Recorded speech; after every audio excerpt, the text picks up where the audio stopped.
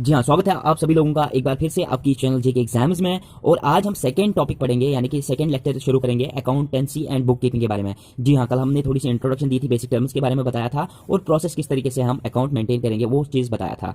जी हाँ, वो सभी लोगों को शायद समझ में आ गया होगा। आज का जो हमारा वीडियो रहेगा वो रहेगा कंटिन्यूएशन इसके बारे में करेंगे, तो पूरी तरीके से मुझे उम्मीद है कि आप गौर से इस वीडियो को देखोगे। अगर वीडियो थोड़ा सा लंबा होता है, कल के वीडियो में थोड़ी सी स्पीड भी ज़्यादा बढ़ गई थी, तो आज की वीडियो में आई होप कि स्पीड भी मैं नॉर्मल ही रखूँगा और आराम से पढ़ाने की कोशिश करूँगा। और यहाँ पर रही बात अब लेक्चर की, आप कंटिन्यू कर दीजिए। और थोड़ा सा अगर आपको लगता है कि हमारा काम बहुत ही अच्छा है तो थोड़ा सा हमें, अगर आप चाहो तो फाइनेंशियली भी सपोर्ट कर सकते हो। नीचे जाइए डिस्क्रिप्शन में, वहाँ पर Patreon/JK एग्जाम्स पे क्लिक कीजिए या पेटीएम से भी आप डायरेक्ट पेमेंट कर सकते हो। अब रही बात आज के वीडियो की, चलो शुरू करते हैं। जी हाँ, जैसे कि हमने कल पढ़ाया था आपको, और वहाँ से अब आता है रिकॉर्डिंग। जो भी हम कोई भी चीज़ इस अकाउंटेंसी में करते हैं वो हमें रिकॉर्ड करना पड़ता है। रिकॉर्ड किन में कर सकते हैं हम? जर्नल्स या सब्सिडरी बुक्स में हमें मेंटेन करने पड़ते हैं अपने अकाउंट्स। किस तरीके से मेंटेन करने पड़ते हैं वही प्रोसेस सीखने की कोशिश करेंगे। अब ये जर्नल्स क्या होते हैं? Original books of entry or primary books, जिनमें हम एंट्री करेंगे अपने अकाउंट्स का सारा कुछ लेन देन, उसी में हिसाब रखेंगे। अब जर्नल्स किस तरीके के होते हैं? दो तरीके की इनमें एंट्रीज होती है। एक तो होती है डेबिट की एंट्री, एक तो होती है क्रेडिट की। इन दोनों चीज़ों को मैं आगे जाके आपको क्लियरली समझाऊंगा, क्योंकि इनका अप्रोच ही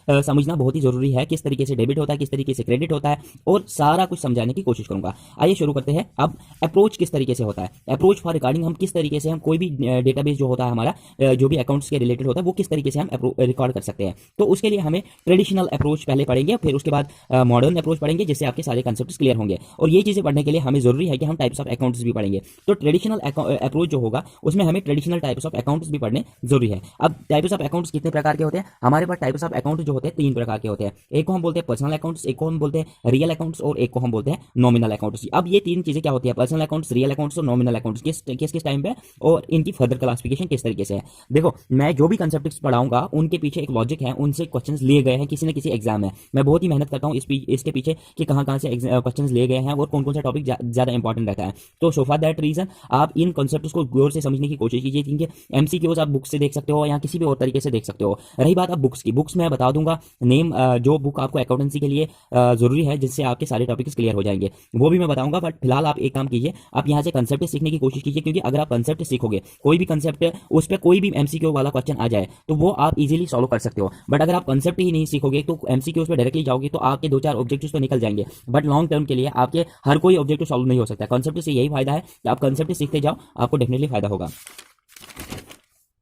अभी बात करते हैं पर्सनल अकाउंट्स की। पर्सनल अकाउंट्स वो अकाउंट्स होते हैं जो किसी व्यक्ति के नाम पर होते हैं, मतलब किसी भी इंसान के नाम पर जो भी अकाउंट बनाया हुआ होता है उसको हम पर्सनल अकाउंट्स कहते हैं। अब पर्सनल अकाउंट पर डायरेक्टली क्वेश्चन नहीं आ सकता, इस पर क्लासिफिकेशन है। अब इसकी क्लासिफिकेशन सीखने की कोशिश करेंगे। तो इसमें जो पहला टाइप ऑफ क्लास है वो है नेचुरल पर्सनल, दूसरा है आर्टिफिशियल पर्सनल और तीसरा है रिप्रेजेंटेटिव पर्सनल। अब नेचुरल पर्सन पर थोड़ी सी बात करेंगे। Any transaction with a party then party name is called natural person. मतलब राम और श्याम दो व्यक्ति है, अगर इन दोनों के बीच में कोई भी ट्रांजेक्शन होती है, चाहे राम इसको देता है या श्याम इसको देता है, तो इसको एक बन जाएगा क्रेडिटर और एक बन जाएगा डेबिटर। तो इस टाइप ऑफ अकाउंट्स को हम पर्सनली मेंटेन कर सकते हैं, चाहे राम मेंटेन करेगा चाहे श्याम मेंटेन करेगा। तो that type of accounts are called as natural personal. अब बात करते हैं आर्टिफिशियल पर्सनल की। आर्टिफिशियल क्या होता है? आर्टिफिशियल पर्सनल वो होते तो ये किसी व्यक्ति के नाम पे ही, क्योंकि पर्सनल इसके पीछे होता है। बट आर्टिफिशियल इसलिए इनको इसलिए बोलते हैं क्योंकि ये किसी भी संस्था, किसी भी कंपनी, किसी भी फर्म या किसी भी इंस्टीट्यूट का अगर एक अकाउंट होगा किसी भी व्यक्ति के नाम पर, तो उसको हम आर्टिफिशियल अकाउंट के नाम से जानते हैं। अब रहता है रिप्रेजेंटेटिव पर्सनल। देखो, इसमें हमें कैपिटल्स, ड्राइंग्स और आउटस्टैंडिंग के तीन शब्द मैंने यहाँ पर लिए हैं,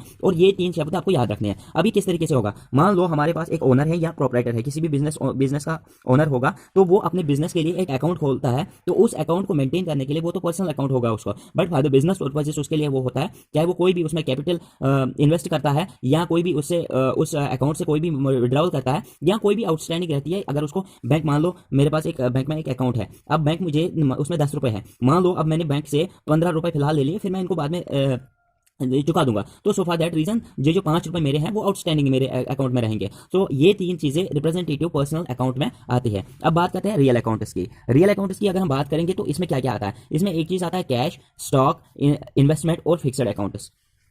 अब ये कैश किस तरीके से होता है, स्टॉक क्या होता है, इन्वेस्टमेंट क्या होता है, फिक्स्ड अकाउंट्स क्या होते हैं, इन चीज़ों को समझने की कोशिश करेंगे। देखो, सबसे पहले मैंने आपको बोला था कि क्रेडिट और डेबिट में आपको समझाऊंगा।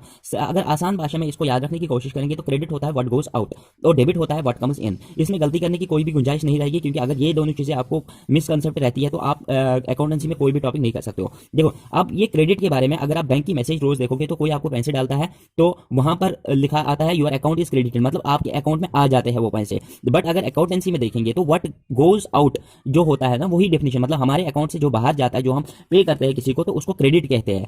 और जो हमें पे कर रहा है, हमारे अकाउंट में फंड जमा हो रहे हैं, तो that means what comes in, जो उस चीज को हम डेबिट कहते हैं। यहाँ पर थोड़ी सी टैक्टिक्स थोड़ी सी डिफरेंट है, लैंग्वेज थोड़ी सी डिफरेंट है, बट समझने की बात जरूरी है कि क्रेडिट क्या होता है, व्हाट गोज आउट, और डेबिट क्या होता है, व्हाट कम्स इन। अब बात करते हैं यहाँ पर थोड़ा सा, मैंने फिक्स्ड अकाउंट्स के बारे में बताया था या फिक्स्ड एसेट्स के बारे में बताया था मैंने, तो इसको हम फिक्स्ड अकाउंट्स या फिक्स्ड एसेट्स के नाम से भी कंसिडर कर सकते हैं। अब फिक्स्ड एसेट्स क्या होता है? फिक्स्ड एसेट्स कल भी मैंने पढ़ाया था थोड़ा सा, उसके बारे में थोड़ी सी मतलब ओवरऑल इन्फॉर्मेशन तो दे दी थी। तो वहां पर टेंजिबल और इनटेंजिबल के types of fixed account assets होते हैं। अब टेंजिबल क्या होता है? वो टाइप्स ऑफ ये चीजें होती है जो हम देख सकते हैं, या मतलब जिनको हम मतलब ये जो हम देख सकते हैं और हमारे पास एक एसेट बनकर लॉन्ग टर्म एसेट्स रहते हैं। जैसे लैंड हो गया, बिल्डिंग हो गया, प्लांट हो गया, कोई भी प्लांट हमने लगा लिया तो कंपनी हो गई, फर्नीचर हो गया, कंप्यूटर्स हो गए अपनी कंपनी में अगर हम बात करेंगे, तो इन टाइप्स ऑफ चीजों को हम क्या बोलते हैं? Tangible fixed account assets. अब उसके बाद आता है इंटेंजिबल वो चीजें होते हैं जो हम देख नहीं सकते बट हमारे लिए लॉन्ग टर्म के लिए यूज होते हैं। उसमें क्या होता है? एक तो गुडविल,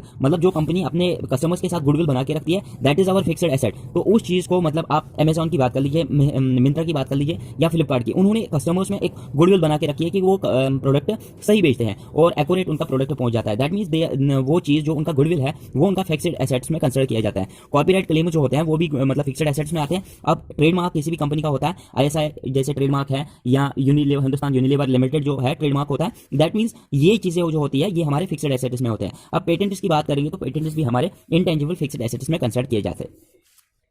जी हाँ, मैं फिर से आपको रिक्वेस्ट करूंगा, अगर आप इस चैनल पर नए हो तो पहली बार वीडियो देख रहे हो या आपने वीडियो देख ही रहे हो तो प्लीज चैनल को एक बार सब्सक्राइब तो करके देखिए, ताकि हमें भी थोड़ा सा आपकी तरफ से सपोर्ट मिले। और हमें कमेंट्स में जरूर बता देना कि अगर आपको किसी भी जगह कोई भी डाउट लगता है, कोई भी प्रॉब्लम आती है या किसी भी चीज से हमें मतलब इंप्रूवमेंट करने की जरूरत है, तो आप हमें बता दीजिए, हम जरूर अगले वीडियो में वो चीजें डालेंगे जरूर। तो यहाँ पर अब बात करते हैं नॉमिनल अकाउंट्स की। नॉमिनल अकाउंट्स क्या, अभी मैंने बताया था पर्सनल अकाउंट्स, रियल अकाउंट्स हमने डिस्कस कर लिए, तो अब थर्ड थिंग है हमारा नॉमिनल अकाउंट। नॉमिनल अकाउंट्स में अगर हम ये देखेंगे तो इनमें दो तरीके के में डिवाइड कर सकते हैं। एक को बोलते हैं एक्सपेंसेस और दूसरे को बोलते हैं इनकम या गेन्स, एक्सपेंसेस और लॉसेस। अब एक्सपेंसेस किस तरीके से की होती है हमारे किसी भी अकाउंट में, एक्सपेंसेस किस तरीके से आ जाती है? हमारे वेज जो हम यहाँ सैलरीज जो हम प्रोवाइड करते हैं अपने एम्प्लॉयज को, तो वो आ जाते हैं। यहाँ पर तीन चीजें जो है ये भी एक्सपेंसेस में कंसिडर की जाती है, बट ये चीजें थोड़ी सी टिपिकल हो जाती है, कभी कभी हम नहीं पकड़ लेते हैं इन चीजों को, जिससे हमारा न्यूमेरिकल वाला क्वेश्चन गलत हो जाता है। सो फॉर दैट रीजन मैं आपको ये बताना चाहता हूँ कि कैरियज क्या होता है। अगर हम कोई भी सामान बाय रोड ले आते हैं अपनी कंपनी तक या अपने ऑफिस तक या किसी भी जगह तक, तो उसमें जो हमें खर्चा आता है उसको कैरियज बोलते हैं। तो ये बाय रोड वाले खर्चों को क्या बोलते हैं? कैरियज। अब दूसरा जो चीज होता है वो होता है कार्टेज। कार्टेज क्या होता है? बाय शिप अगर हम कोई भी सामान एक जगह से दूसरी जगह ले जा रहे हैं तो उसको कार्टेज बोलते हैं। अब थर्ड थिंग जो इसमें है, अगर हम फ्लाइट के जरिए से कोई भी सामान एक दूसरे को इस जगह से दूसरी जगह पहुंचाते हैं तो उसको फ्लाइट कहते हैं। अब ये तीन चीजें जब आपको याद रह गई, और इसके बाद इसमें प्रिंटिंग एंड स्टेशनरी चार्जेस भी इसी में एक्सपेंसेस में या लॉसेस में कंसिडर किए जाते हैं। रेंट एंड टैक्सेस भी इसी में कंसिडर किए जाते हैं। डिस्काउंट अलाउंसेस जो हम देते हैं, जो हमें बाद में एक अलग से टॉपिक भी पढ़ना है, तो उसको भी हम मतलब इसमें एक्सपेंसेस में कंसिडर कर सकते हैं। अब losses by fire art theft जो होते हैं वो हमें मतलब इन अकाउंट्स में मेंटेन करना होता है। अब ये सारी चीजें जो हमें खर्चे हुए, तो ये तो किसी न किसी अकाउंट में हमें मेंटेन करना है। तो जो अकाउंट ये चीजें मेंटेन करने के काम आता है उसको हम बोलते हैं नॉमिनल अकाउंट। आई होप कि आपको नॉमिनल अकाउंट की डेफिनेशन भी समझ में आ गई होगी और एक्सपेंसेस और लॉसेस को भी आपने सही से समझा होगा। अब बात करते हैं इनकम की। अगर हमें किसी भी सोर्स से कोई भी इनकम आती है, जैसे रेंट रिसीव्ड, हमने कोई फैक्ट्री या कोई भी मकान या कोई भी चीज रेंट पे दे रखा है, तो हमने वहां से रेंट ले ली, तो कमीशन ले लिया, किसी भी चीज पे हमने कमीशन ले लिया, या किसी ने हमें डिस्काउंट का पैसा दे दिया।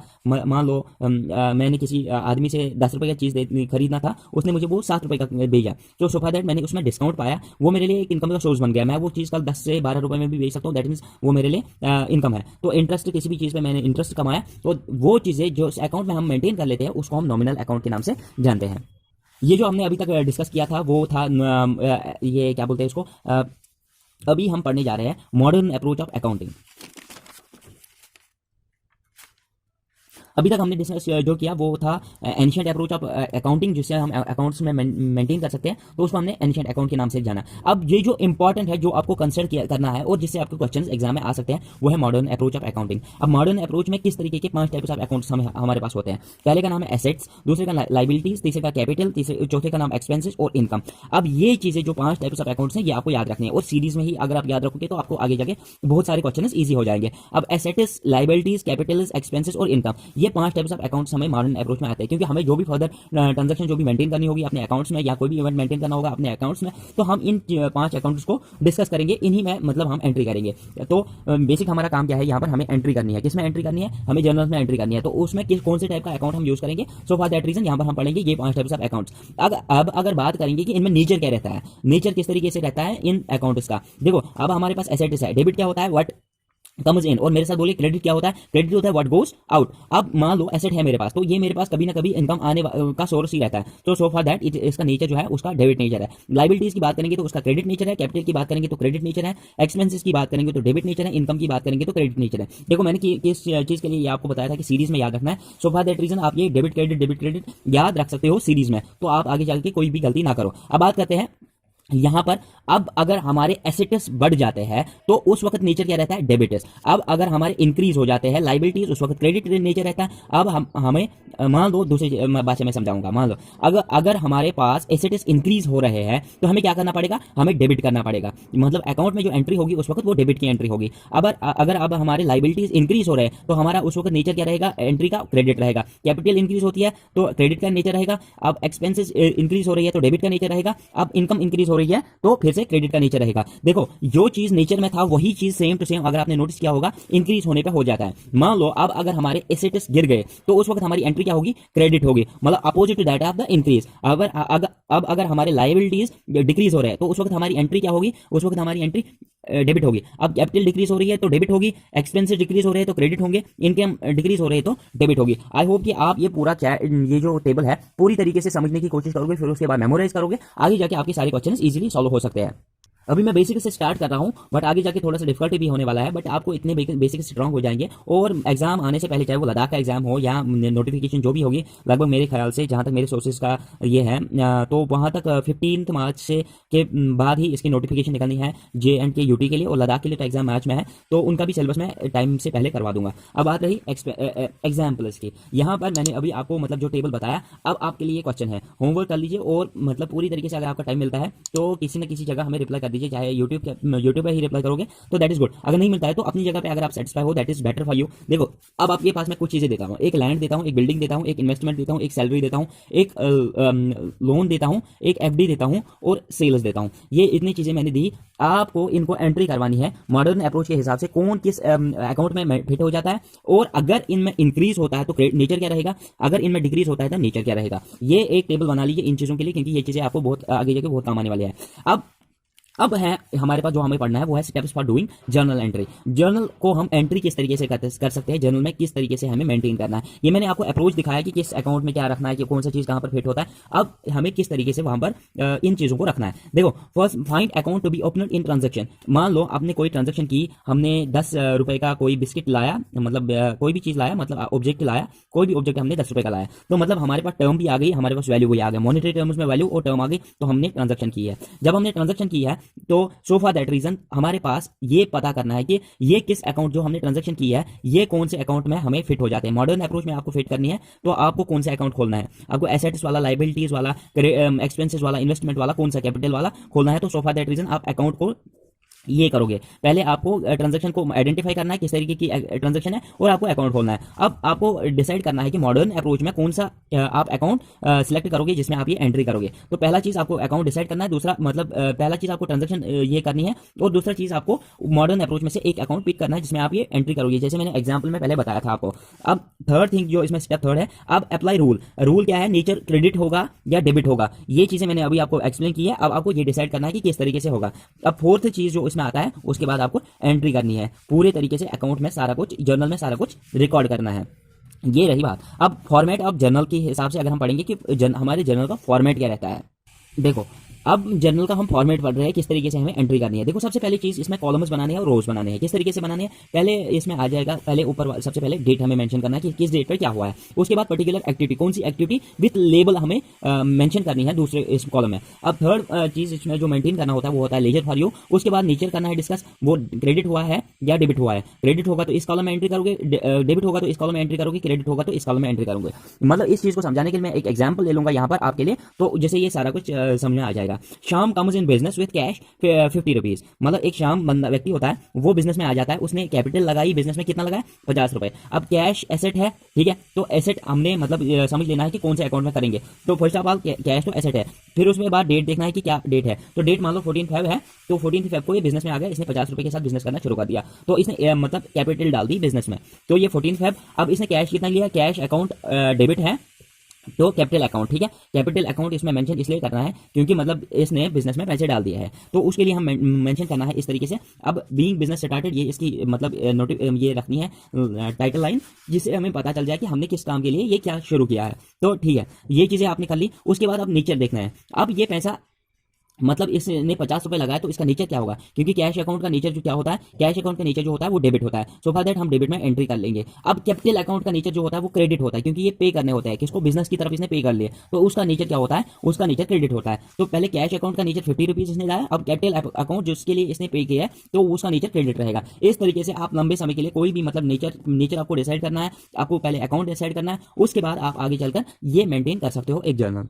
देखो, जहां तक मुझे लग रहा है कि जिन बच्चों की अकाउंटेंसी नहीं होगी उनको थोड़ा सा डिफिकल्ट लग रहा होगा, बट ये चीजें थोड़ी सी बेसिक है, इसमें मतलब इतने सारे ऐसे टाइप के क्वेश्चन आ भी नहीं सकते हैं। जिस टाइप का क्वेश्चन प्रकार का क्वेश्चन आता है वो क्वेश्चन मैं आपको आसानी से बता दूंगा कि क्या आपको किस तरीके से उस पर काम करना है। देखो, अब हमें पढ़ना है पहले डिस्काउंट, और ये जो एंट्री वेंट्री है इस पर किस तरीके के क्वेश्चन आ सकते हैं मैं आपको आगे चलकर आज अगर टाइम मिला तो आज ही, मतलब वीडियो अगर लंबा नहीं हुआ तो मैं बता दूंगा, अगर लंबा हुआ तो नेक्स्ट लेक्चर में बता दूंगा। अब बात करते हैं डिस्काउंट की। डिस्काउंट हमें दो प्रकार के होता है, डिस्काउंट जो भी हमारा उसके लिए एक अलग से अकाउंट होता है। तो डिस्काउंट दो प्रकार के होते हैं, एक तो होता है कैश डिस्काउंट और एक तो होता है ट्रेड डिस्काउंट। अब इनमें पहले हमें अंतर समझना है, फर्क समझनी है, उसके बाद ही हम आगे जाके एंट्री कर सकते हैं अपने जर्नल में। देखो, entry in accountancy is must. अगर हम कैश डिस्काउंट दे रहे हैं तो entry in accountancy is must. अगर हम ट्रेड डिस्काउंट देते हैं तो entry in accountancy is not must. अब ये कैश डिस्काउंट और ट्रेड डिस्काउंट समझाने की कोशिश करूंगा। मान लो मैं एक व्यक्ति हूं, ठीक है, मैं कोई भी गुड्स बेच रहा हूँ किसी मतलब ए मैं हूँ, अब मैं बी को कोई भी गुड्स बेच रहा हूँ, ठीक है। अब मेरे गुड्स का वैल्यू जो था, ओरिजिनल वैल्यू था वो 10 रुपए थे, ठीक है। अब मैं इसको बोल रहा हूँ कि मैं आपको ये 9 रुपए में बेच रहा हूँ, ठीक है। अब मैंने इसको ट्रेड डिस्काउंट दिया, क्या दिया, ट्रेड डिस्काउंट। पहले जो होता है वो होता है ट्रेड डिस्काउंट, जो ट्रेडर अपने हिसाब से दे देगा कि ताकि उसका मतलब बिजनेस आगे जाके बढ़े, जल्दी जल्दी माल निकले, उसमें वो पैसे कमा सकता है, दैट इज ट्रेड अकाउंट। अब मैंने इसको ट्रेड अकाउंट दे दिया, ठीक है, ये ट्रेड अकाउंट हो गया, मतलब ट्रेड डिस्काउंट हो गया। अब उसके बाद क्या होता है, अब मैं बोलता हूँ इसको कि आप मुझे 15 तारीख तक पैसे चुका देना, बट अगर आप मुझे 15 तारीख से पहले चुका सकते हो तो उसके लिए आपको मैं और एक डिस्काउंट दे दूंगा, जिसको मैं कैश डिस्काउंट के नाम से जानूंगा। मतलब ये एक फिक्स्ड डेट, जो कैश डिस्काउंट होता है, फिक्स्ड डेट से पहले अगर पेमेंट आ जाए तो उसमें मैं उसको 1 रुपए और डिस्काउंट दे देता हूँ, मतलब ये मुझे 8 रुपए चुका सकता है तब जब ये 15 से पहले पेमेंट करेगा। मान लो इसने 15 से पहले पेमेंट कर दी तो इसको कितने रुपए टोटल पे करने के, 8, तो इसका टोटल डिस्काउंट क्या आया, 2 रुपीज। उसमें कैश डिस्काउंट कितना था, 1 रुपी, और ट्रेड डिस्काउंट कितना था, 1 रुपी। तो अब क्या करना है, अगर हम मतलब कैश डिस्काउंट को हमें एंट्री करनी पड़ती है अकाउंटेंसी में। अगर इसमें दो तरीके की मतलब प्रकार होते हैं, आगे जाके वो समझा दूंगा। और अगर हमारे पास ट्रेड अकाउंट है, ट्रेड डिस्काउंट है, तो ट्रेड डिस्काउंट में क्या होता है कि एंट्री करना मस्त नहीं होता, क्योंकि वो जो ट्रेडर होता है वो अपने हिसाब से ट्रेड डिस्काउंट देता है, जिसका मतलब उसको मार्जिन अच्छा होता है, तो उस हिसाब से वो अपने बिजनेस के हिसाब से दे देता है, ठीक है। अब यहाँ पर एक एग्जांपल ले लेते हैं जिससे आपको कॉन्सेप्ट क्लियर हो जाएंगे, क्योंकि इसमें क्वेश्चंस आ चुके हैं और आते भी हैं। देखो, ऑलरेडी वीडियो 25 मिनट का बन चुका है, तो सो फॉर दैट रीजन हमें यहाँ पर कंक्लूड करना पड़ेगा। आज शाम को ही दूसरा वीडियो भी आने वाला है, तो आप जुड़े रहिए जेके एग्जाम्स के साथ। अगर आपने अभी तक चैनल सब्सक्राइब नहीं किए हैं तो प्लीज सब्सक्राइब कीजिए, वीडियो को एक लाइक अगर बनती है तो दे दीजिए, अगर नहीं बनती है तो कमेंट में हमें जरूर बताना कि कहाँ पर हमें एनहेंस करने की जरूरत है, वहाँ पर हम कर लेंगे। जी हाँ, थैंक्स फॉर वॉचिंग।